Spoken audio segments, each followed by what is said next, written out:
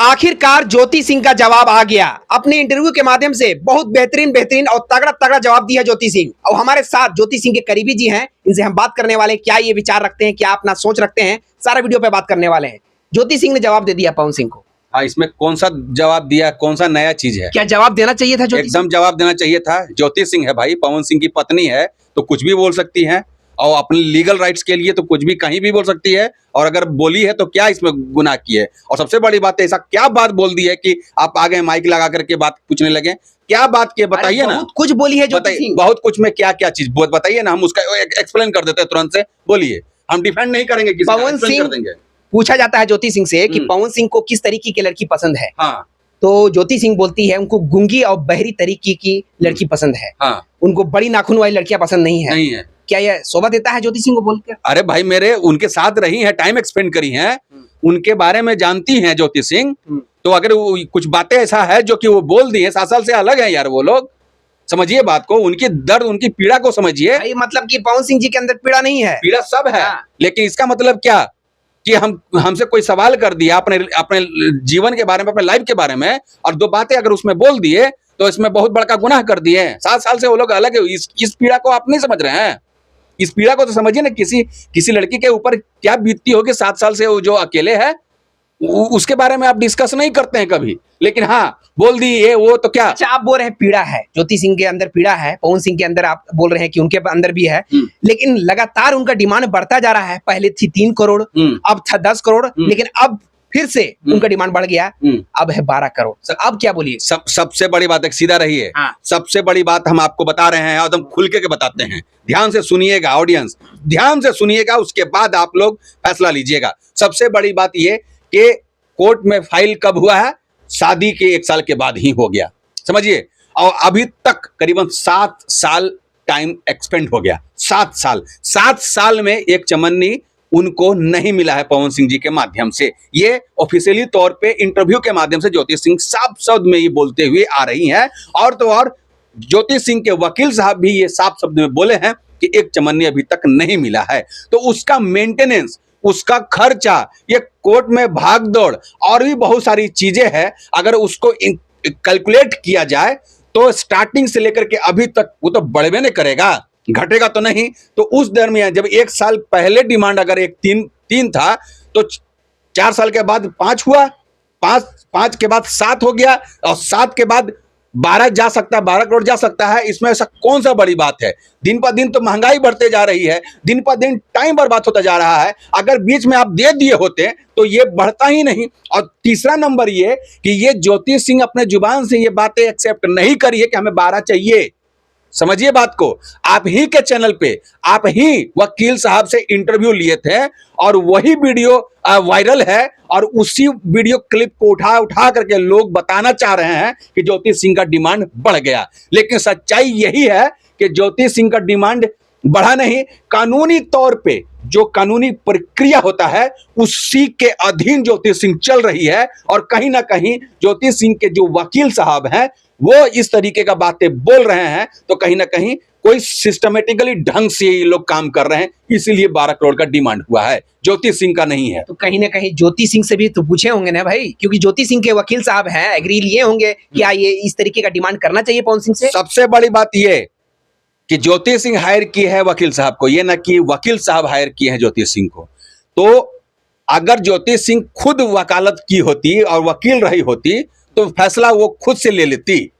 लेकिन उनको कानून की पॉलिसी, कानून की पढ़ाई ज्योति सिंह नहीं की है, उनको नहीं आइडिया है कि वकालत क्या होती है, जज साहब के साथ डिमांड कैसे किया जाता है, कैसे जिरा किया जाता है, कैसे बातें की जाती है, और कानून जिस तरीके का केस है, केस में क्या क्या प्रोसेस किया जाता है, ज्योति सिंह को नहीं मालूम है। मालूम किसको है? वकील साहब को मालूम है। तो वकील साहब अपने प्रोसेस के माध्यम से, पूरी सिस्टम के माध्यम से, पवन सिंह के अर्निंग के माध्यम से, पवन सिंह के इनकम टैक्स के माध्यम से, वो पवन सिंह के, ज्योति सिंह के वकील ही ये डिसाइड या बातें हुई होगी कि हाँ इतना होना चाहिए। 14 भी मांग सकते थे, 20 भी मांग सकते थे, 12 ही क्यों मांगे? इसलिए कि वो शायद हो सकता है कि उस पर सटीक बैठ जाए और कहीं ना कहीं पवन सिंह इस बात पे एग्री हो जाए, इसीलिए इस तरीके का डिमांड की। चलिए, रही बात पैसा के बारे में, डिमांड के बारे में तो बात हो गई है।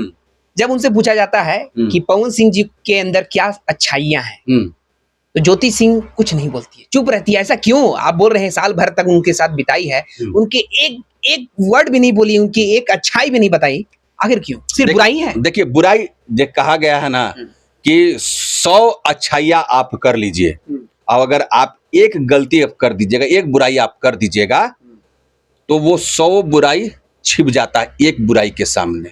समझिए बात को।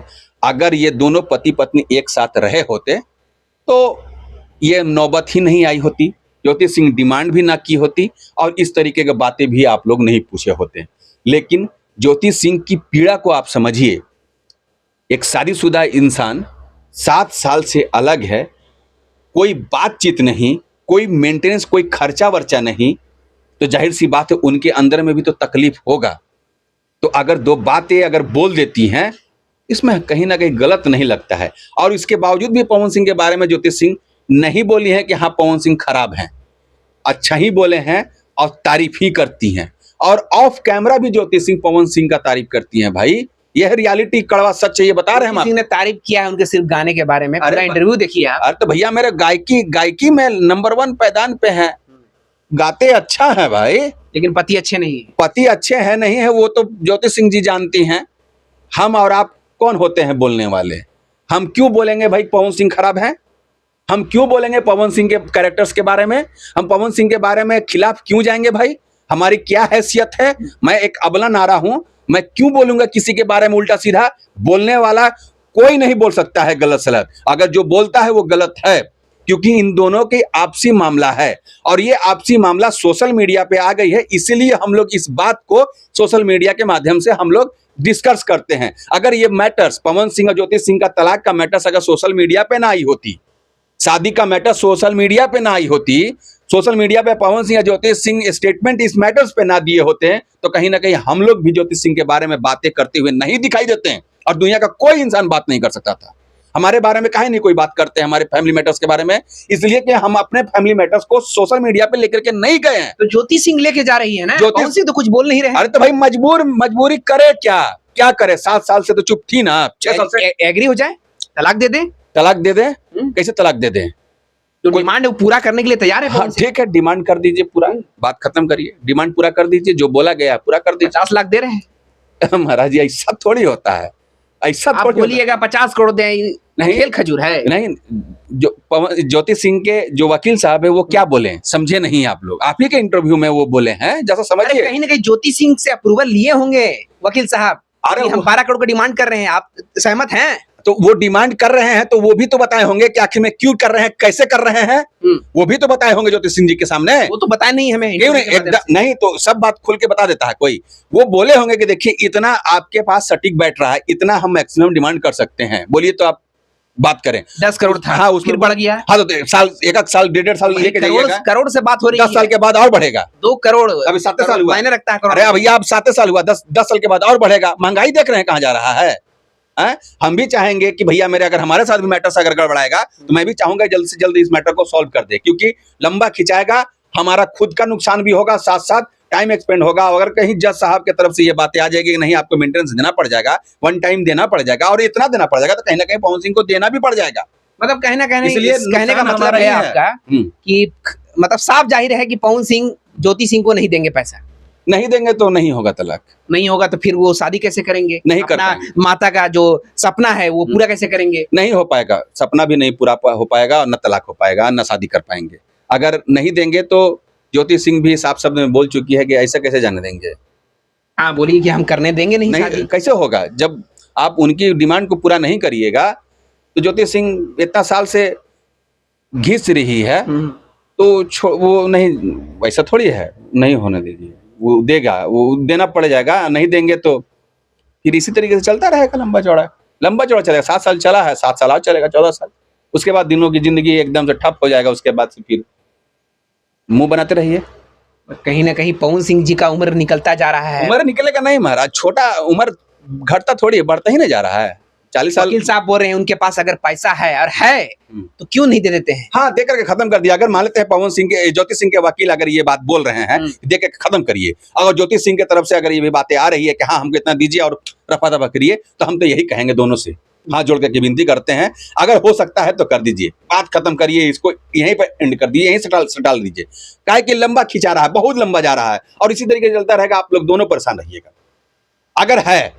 अगर है, मैं ये नहीं कहूंगा कि है, मैं बस यही कहूंगा कि अगर है और या फिर कुछ उसमें कॉम्प्रोमाइज होता है तो करके बैठ करके आराम से सेटलमेंट कर लीजिए तो बेहतर रहेगा, नहीं तो फिर अपना लीजिए, ये सब चीज नौबते नहीं आएगा। उसके बाद में पवन जी के वकील साहब से भी पूछते हैं, भाई दोनों तरफ से पूछना वाजिब है। पवन सिंह जी के वकील साहब से भी पूछते हैं कि अगर पति पत्नी दोनों एग्री नहीं होते हैं, ज्योति सिंह और पवन सिंह दोनों एग्री नहीं होते हैं, उसके बाद भी क्या ऐसा कानून बना है कि दोनों का तलाक हो जाएगा? लेकिन साफ साफ जाहिर में बोलते हैं कि हाँ ऐसा कानून बना है। आप क्या कहें? सबसे बड़ी बात है कि जो ये कानून बना है ना, बहुत लंबा चौड़ा कानून है, उसके बारे में भी मैं एक्सप्लेन कर देता हूँ।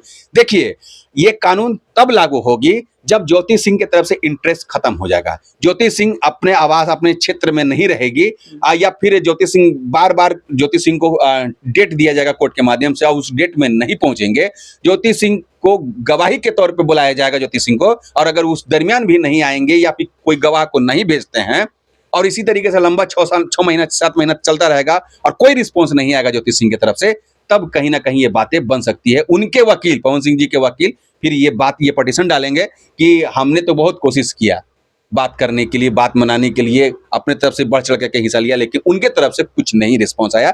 तो उस कंडीशन में शायद हो सकता है कि वन साइड तलाक हो सकता है। लेकिन ज्योति सिंह के बारे में तो आप अच्छे तरीके से जानते हैं, हमेशा वो एक्टिव रहती हैं, हर वक्त इंटरव्यू दे रही हैं, हर वक्त कोर्ट में जाते हैं। हाँ, कुछ आपसी मामला था, तकलीफें थी तो दोबारा नहीं पहुंचे, लेकिन इससे पहले भी आई थी वो, और वो आते रहेंगी। तो ऐसा नहीं लगता है कि वन साइडेड तलाक हो पाएगा, नहीं हो पाएगा। जिस तरीके का इन दोनों का रिश्ता का जो मामला है, इस तरीके का पेचीदा हो गया, बहुत दिनों से चल रहा है, कहीं ना कहीं ये नहीं लगता है कि इन दोनों पर एक मूवी बनना चाहिए? अरे मूवी बनेगा तब जब दोनों आपस में एक साथ हो जाएंगे।